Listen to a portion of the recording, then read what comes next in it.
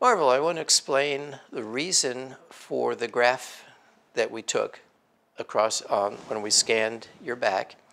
We were actually holding this thermographic instrument so that the center of your spine is between these two sensors. And as we went up your spine and up to your occiput at the very top, we recorded the temperature on both sides of your spine, and we can display the temperatures that we recorded here. This represents the actual skin temperature on the left side of your spine, the right side of your spine, and the difference from left to right, okay? When your body and your nervous system are functioning perfectly, temperature symmetry is the result of that, okay? And what I'm seeing here is not very symmetrical.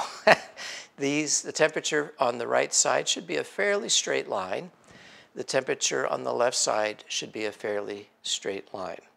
Now, I know you mentioned in our notes that you had fallen, and anything like stress, a fall, things that can disturb your spine and your nervous system can result in subluxations or misposition of certain vertebrae relative to each other.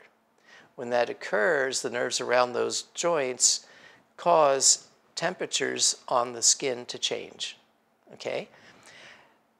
We'd like to see this fairly straight and this straight, and we'd like to see temperature symmetry within 2 lines or half a degree, and even within those lines, we'd like to see this middle graph always different, never the same shape. One graph by itself is not a great indicator to us. So we're going to take another graph after you've learned more about our office procedures, and the next time you come in, we're going to take a third graph.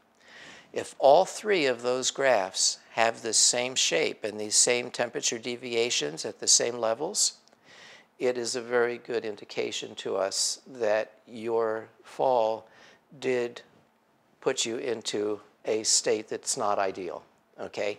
And our job will be to find, using other tests where we'll do range of motion on your cervical spine and palpation, other tests that we will do in the office, to home in on which vertebral levels and which vertebrae need a slight chance to move back to the position they be in. Adjustments will be very, very gentle, but they will be scientific and specific.